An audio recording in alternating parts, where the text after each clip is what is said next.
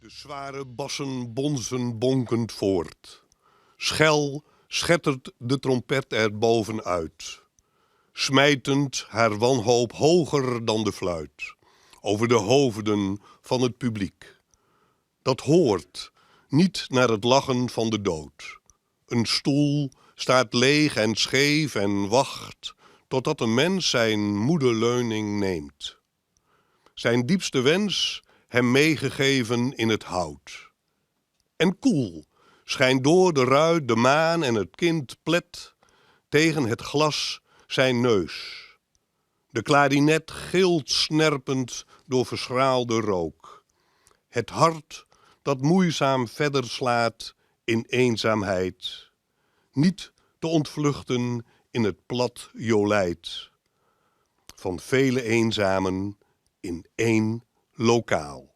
Een gedicht uit de bundel Jazz in Poëzie van Peter van Steen. Iets na 5. 5 stappen richting raam, terug naar deur en terug, met rug tegen raam. Laatste zonnestraal zakt nu achter muur. Dan seppen van zender naar zender. Niets. Hoor! Muziek van buurman, hij houdt van jazz. Boterham met hagelslag, kaas is op. Oplos koffie met creamer, zonder suiker vandaag. 5:20. Even liggen, rug wil niet. 5 stappen naar deur, terug naar raam.